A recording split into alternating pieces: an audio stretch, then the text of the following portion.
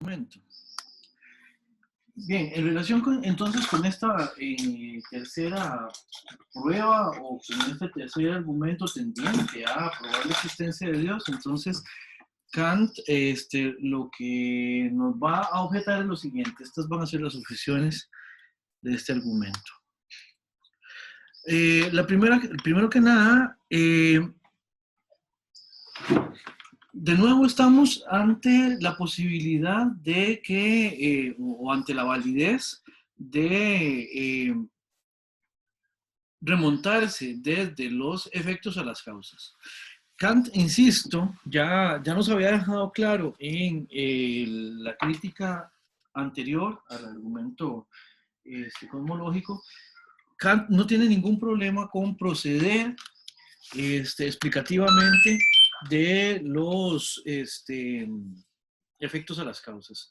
Sin embargo, Kant, que aquí sí va a recalcar que es importante que si estamos hablando de efectos que están dentro de la experiencia posible, las causas a las que podamos llegar explicativamente a partir de ellos tienen que ser también de la experiencia posible.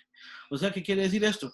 Para que la prueba fuera válida, nosotros podríamos eventualmente remontarnos desde el orden del mundo, cosa que hay que poner en entredicho, pero digamos, desde ese supuesto orden en el mundo, nosotros podríamos remontarnos a una primera causa eventualmente, ¿no?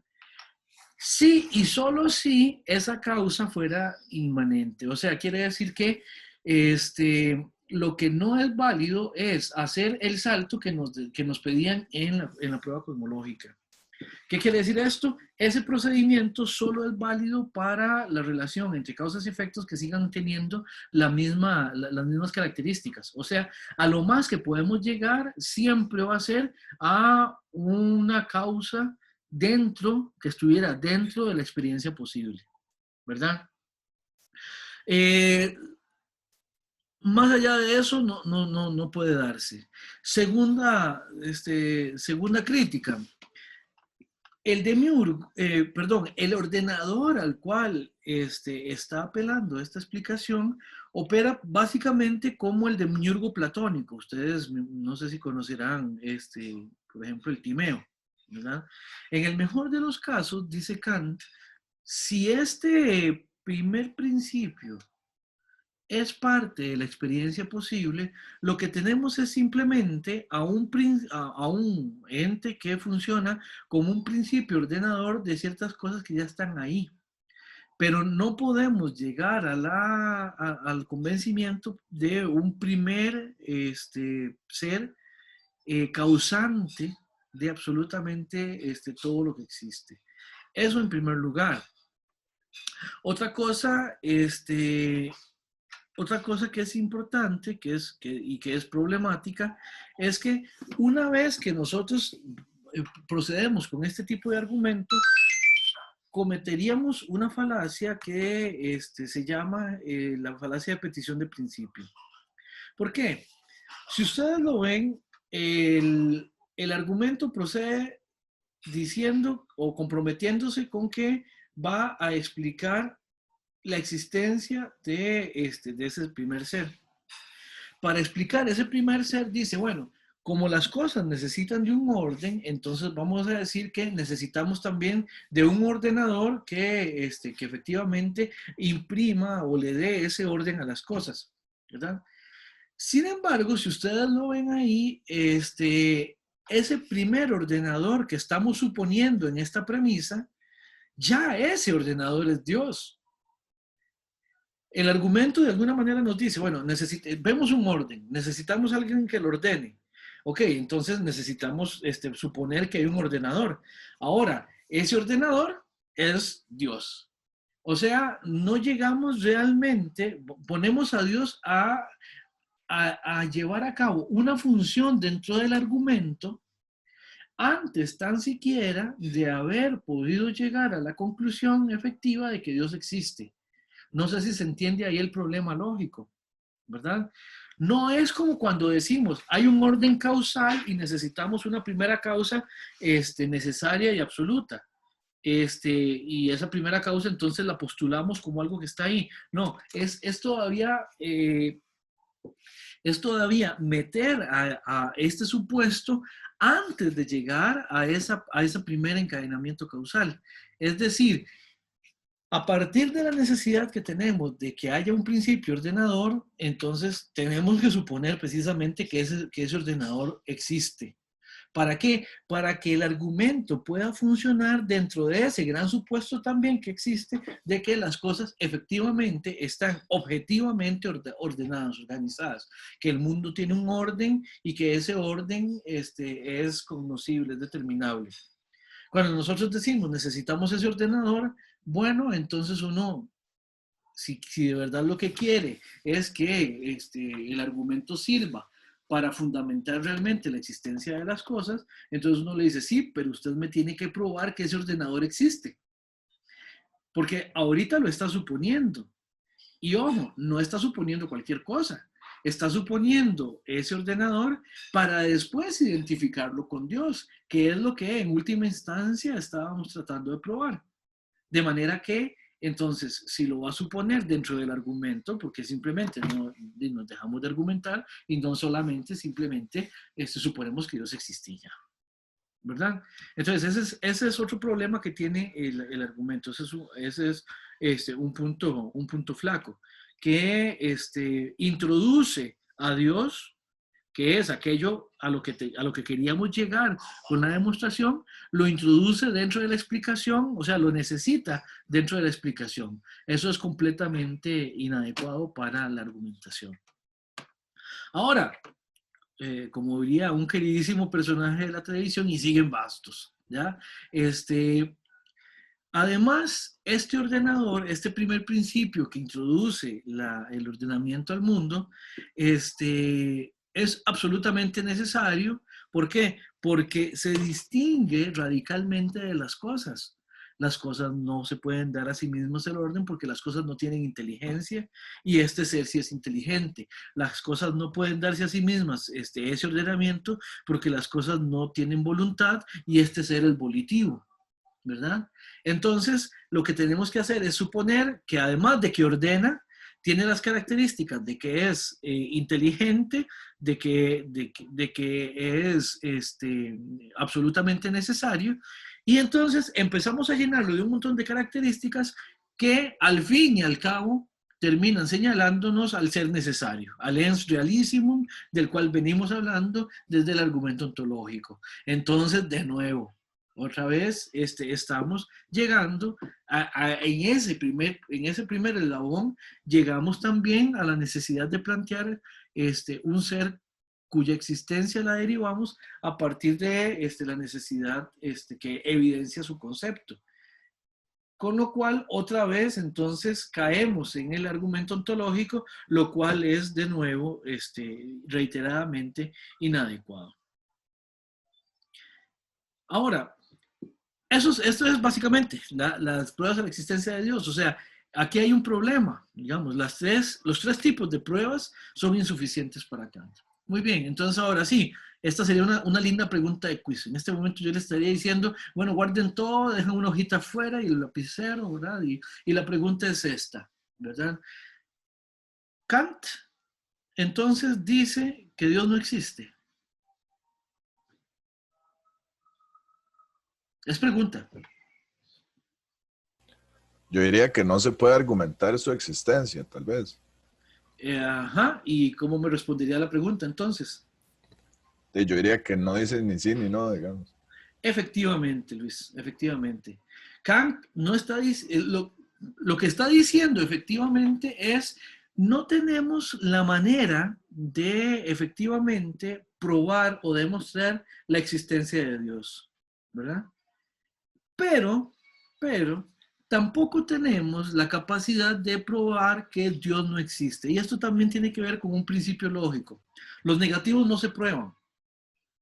Nosotros no podemos probar un negativo, no podemos probar que algo no existe, porque para recabar pruebas que podamos establecer en un argumento, para establecer una evidencia a partir de una demostración, lo que necesitamos es recurrir a elementos que efectivamente están ahí y que positivamente señalen aquello hacia lo que nosotros queremos encauzar la argumentación. Nosotros no podemos argumentar en negativo. Lo único que se puede hacer eventualmente es cuando explicativamente, por ejemplo, ante la pregunta que hacía Luis en la primera parte de la clase, y con la cual terminamos hablando de los milagros, eventualmente uno podría decir, no, lo que antes se consideraba que era un milagro, pues ahora se puede entender de esta otra manera y ofrecer otro tipo de explicación, argumentar otro tipo de explicación causal para el mismo argumento que antes se tenía. Vamos a ver, el punto es, comprometerse con una explicación determinista del mundo es tratar de establecer todas las relaciones de causa y efecto que nos permitan dar cuenta de los fenómenos, de las cosas que existen, etcétera, etcétera, ¿verdad? Por eso es que ciertas cosas han ido cambiando a lo largo del tiempo. Hoy, por ejemplo, vamos a ver, a partir de que se compromete alguien con una explicación causal, o sea, determinista del mundo, lo que podemos decir es que las cosas del mundo todas son explicables por medio de causas y que no existe realmente lo inexplicable. Todo lo que ocurre en el mundo podría ser eventualmente explicado si tan solo tuviéramos acceso a esas herramientas, a esas causas, a ese conocimiento, a partir del cual podamos situar en relación causa y efecto para explicar absolutamente todos los fenómenos. ¿Qué es lo que pasa? Hay un montón de cosas que todavía nosotros no comprendemos y a partir de ahí podemos decir que hay ciertas cosas inexplicadas, pero no inexplicables en última instancia. O sea, vean que ahí hay un supuesto bastante optimista de que eventualmente podríamos progresar lo suficiente como para por lo menos proponer una explicación a estos fenómenos que no conocemos. ¿Ya? Ahora, en relación con la existencia de Dios, Kant es lo que se denomina en este tipo de explicaciones un agnóstico. ¿Ya? Un agnóstico es una suerte de escéptico, en el sentido de que por la razón de que no se cuentan con las herramientas eficientes para probar la existencia en este caso de Dios, y en razón también de que teóricamente no se demuestra un negativo, o sea, no se puede demostrar la inexistencia de algo, entonces se suspende el juicio, en el sentido de que se dice de que no hay ninguna manera de tener información definitiva para dirimir el problema de si Dios existe o no. Y Kant, en ese sentido, es un agnóstico, por lo menos en el ámbito teórico. O sea, desde el punto de vista de lo que podemos conocer, Kant dice, bueno, Dios no está ahí dentro del conjunto de cosas que son posibles de conocerse. Por lo tanto, Kant es agnóstico. Agnosto, agnosto, la palabra agnosto significa que no se conoce. ¿Ya? De hecho, hay un pasaje en el libro de los Hechos, en el Nuevo Testamento, hay un pasaje muy interesante de cuando Saulo de Tarso va a Atenas, al Areópago, ¿verdad? Y ahí lo que relata, lo que relata el texto es que Pablo de Tarso llega al Areópago, que es el templo de Ares, ¿verdad? Y ahí hay altares destinados a todos los dioses, ¿verdad? Recuerden la cultura politeísta que había ahí. Y a Pablo de Tarso le llamó mucho la atención que había un altar sin ninguna imagen, sin ningún contenido, más que una inscripción que decía agnostoteo, ¿ya? Que nosotros podríamos traducir algo así como al Dios no conocido, al Dios que no se conoce. Y se agarró de ahí, Pablo. Y a partir de ahí empezó a predicarles a los atenienses a propósito de ese Dios cristiano, que era un Dios que ellos no conocían. Se dice que ese altar al Dios no conocido existía en el Areópago de Atenas porque dentro de la posibilidad del politeísmo, ellos veían que era probable que hubiera un montón de deidades que ellos no conocían, pero a las cuales habría que dedicarle también algún tipo de altar. Entonces, por si acaso, para curarse en salud, le dejaron ahí el altar de misceláneos, digamos, o de dioses varios, por aquello de que los que no tenemos en conocimiento, pues caben ahí. Y Pablo empezó a decir, bueno, este Dios que ustedes no conocen, yo sí lo conozco. ¿Ah? Y es el Dios cristiano y yo se los vengo a predicar. Con Kant, uno leyendo ese pasaje, uno puede decir, no, Pablo, no, es mentira. Usted no lo conoce, porque cualquier divinidad está por encima de la experiencia posible y por lo tanto encima del conocimiento. Y también hemos visto que a Dios no se lo conoce tampoco absolutamente a priori. Entonces, a partir de ahí, digamos, es que con Kant estamos en una postura que es agnóstica, o sea, una postura según la cual no se puede afirmar eficientemente ni la existencia ni la inexistencia de algo como un ser supremo. O sea, quiero que quede muy claro, Kant en ningún momento dice que Dios no exista. Después va a retomar a la idea de Dios, que es una idea que nos aparece por la razón, ¿verdad? Y en la parte práctica para Kant eso va a ser sumamente importante. ¿Por qué? Porque tiene una operatividad y en la parte, sí, en la parte práctica, en la parte moral, diría Kant. Y también podríamos decir en la parte estética, también tiene una función importante la idea de Dios, pero eso sería contenido de otro tipo de curso. No sé si tienen alguna pregunta en relación con las pruebas de la existencia de Dios, en relación con las objeciones. Yo tengo una. Por No favor, es con adelante. respecto a lo que acaba de explicar, sino a lo que está aquí en pantalla. Adelante. Este ordenador ordena cosas,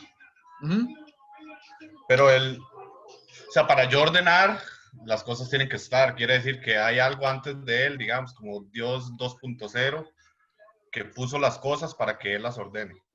Ajá. Eso Sí, sería la pregunta puntualmente. ya, vamos a ver. No necesariamente. El punto es que el argumento, tal como está planteado, como les decía ahora anteriormente, que es un argumento que todavía se sigue esgrimiendo, es el argumento del diseño inteligente. Es más, yo no sé si ustedes conocen o tienen alguna relación con alguien que profese la fe de los testigos de Jehová. Los testigos de Jehová utilizan muchísimo el argumento del diseño inteligente. O sea, la prueba físico-teológica, obviamente ellos no la conocen de esa manera, pero cuando ellos pasan por las casas y tratan de, bueno, y entablan una conversación con uno, muchas veces deriva, si es el caso de derivar el asunto de la existencia o no existencia de Dios, digamos, porque si ellos le preguntan a uno si uno cree en Dios y uno les dice que sí, pues entonces obviamente no se detienen a esa parte, digamos, pasa la pregunta 15, digamos, una cosa así por el estilo, ¿verdad? En ese sentido, los testigos de Jehová utilizan mucho ese argumento, pero lo que busca el argumento es decir que para poder explicar el mundo de la manera en que lo explicamos, Yamil, para poder explicarlo de la manera en que lo explicamos, necesitamos ese principio ordenador. Que además ese principio ordenador no solo sea el que le da orden a las cosas, sino el que también las crea, ese es otro punto una vez que ya hemos llegado a la necesidad del ordenador. Pero el argumento, básicamente, lo que se sirve es de la idea de orden para decir que hay un ser que necesariamente existe, que es el que le da ese orden a las cosas, tal como conocemos por la experiencia que hay un orden en las cosas. Eso no excluye el hecho de que el ordenador no necesariamente necesite de otro ser anterior para que ordene las cosas. Yo puse aquí que es un demiurgo porque en el teeteto, en el Timeo, que aparece la figura del demiurgo, recordemos que ahí lo que hay es como la noción de que las cosas han existido siempre. Hay una materia que ha existido siempre. El demiurgo a lo que se encarga solamente es de ordenarla, no de crearla. La idea de creación digamos, en Aristóteles, en Platón, sería un poco extraña. Parece ser como que las cosas son eternas, pero se necesita de un orden que se le dé de alguna manera, ¿verdad? Tomás ese problemilla lo salva diciendo de que hay dos eternidades. La eternidad temporal y la eternidad atemporal. La eternidad temporal es la eternidad, por ejemplo, de Dios. La eternidad atemporal es la de Dios, que existe desde siempre. Y la eternidad temporal es la eternidad de las cosas que han existido siempre a partir de que exista tiempo. ¿Y cuando se crea el tiempo? Cuando se crean las cosas. Antes de que Dios cree todas las cosas no hay tiempo, porque no está transcurriendo nada. ¿Ya? Es a partir de que hay cosas que hay tiempo. Pero esas cosas que Dios creó son eternas, existen desde hace mucho tiempo, tienen un inicio que es el inicio de la creación, pero no se van a acabar nunca. Las cosas simplemente, Dios las va a seguir sosteniendo, ¿verdad? Entonces, en ese sentido, ordenar las cosas tiene que ver con ese segundo momento en el cual, una vez que las cosas vienen a la existencia, requieren ser organizadas de alguna manera. ¿Yamil? Sí, súper claro. Bueno. ¿Alguna otra pregunta? Profe, yo tengo una pregunta. Por favor. Que Kant decía que la metafísica, bueno, estoy teniendo como buscando los apuntes, donde están todas las bases epistémicas. Si no me equivoco, es que lamentablemente no tengo aquí. Ok, inventario de todos los conocimientos que poseemos ordenados por la razón, dice Kant. Ajá, ajá. Y después cuando en esto último Kant tiene una postura agnóstica, ¿cómo podría entonces la epistemología salvarse o la metafísica con respecto a lo que dijo último de Kant? No sé si me voy a entender. Sí, otra vez, por favor, entonces. Kant decir que la metafísica es el inventario de todos nuestros conocimientos. No habría como un conocimiento, no, más bien cómo se salvaría la metafísica epistemológicamente. Ok. Si Kant dice que Dios no podemos decir que existe o no existe. Claro. Vamos a ver, voy a devolverme a esta diapositiva. Este esquemita me serviría, ¿verdad? Cuando Kant dice que la metafísica sería el inventario de todos los conocimientos que podamos organizar por medio de la razón pura, lo que nos está diciendo es, vamos a ver, si vos tenés representaciones sensibles, o sea, experienciales, algo que puedas conocer, de nuevo, la experiencia que tenés de la silla en la que estás sentado, eso va a estar aquí, en la experiencia. El problema es, remitamos de nuevo al primer párrafo del primer prólogo. ¿Se acuerdan que yo les he dicho que ese párrafo es reiteradamente importante? La razón tiene que lidiar con el hecho de que hay ciertos contenidos que se nos aparecen sin que podamos decir efectivamente de dónde vienen. Explicar eso va a ser crucial primero para saber cómo es que efectivamente conocemos lo que conocemos y de dónde vienen esos contenidos que aunque aparecen en la razón, no son propiamente hablando objetos de conocimiento. Entonces, ¿qué es lo que estaríamos diciendo a partir de la definición de metafísica que vos traes a colación? Bueno, que ¿a dónde estaríamos ubicando la idea de Dios? Aquí. En lo que hace posible la tercera facultad. Entonces sigue siendo consistente con el inventario. ¿Por qué? Porque a partir de esta explicación sabemos qué vamos a colocar de este lado del esquema y qué vamos a colocar de este otro lado cuando hacemos el inventario. Dios estaría aquí. Ok. Sí. Pero no tendríamos en este caso acceso para decir si existe o no existe, simplemente. No. Sabemos que la noción de Dios es algo con lo que lidiamos. Entonces, vamos a ver, filosóficamente hablando, Kant se hace la siguiente pregunta. ¿Cuál es la pregunta filosófica sobre Dios que Kant se hace? ¿Cómo es que surge entonces la noción de Dios? Porque es evidente que tenemos una noción de Dios. Y eso ya era, por ejemplo, eso estaba clarísimo para Anselmo de Aosta.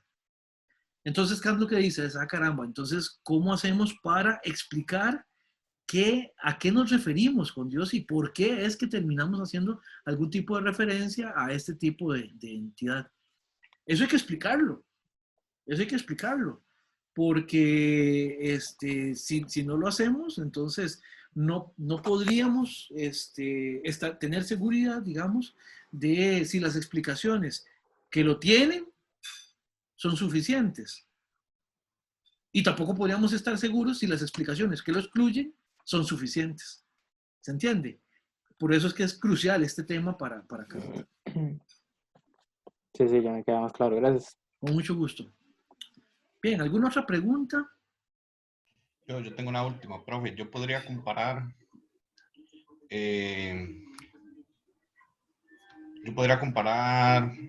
este Dios al Apeiron de Anaximandro y objetarle lo mismo o similar. Ajá, vamos a ver.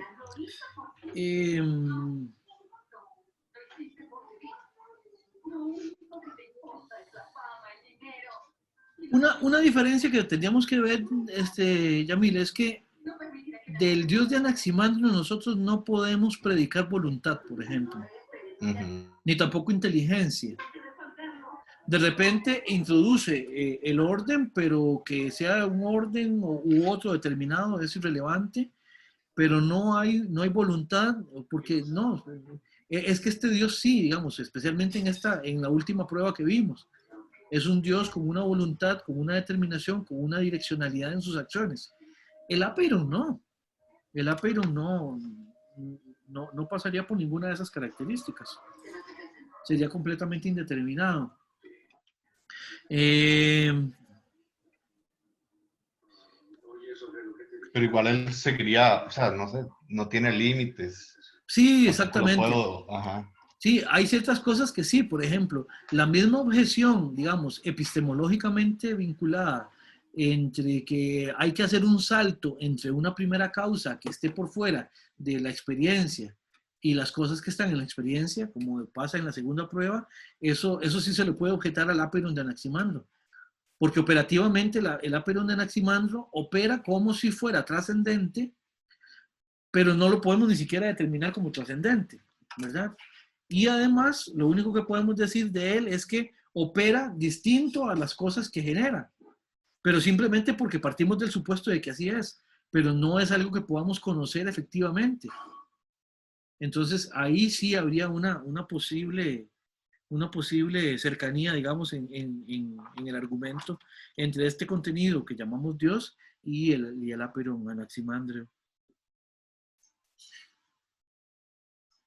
Sí. Sería eso, muchas gracias. Perfecto. Bien, a menos que tengan otra pregunta, quisiera que veamos la pregunta temática que nos toca ahora. Bueno, voy a detener ya la grabación. Muchísimas gracias por su atención.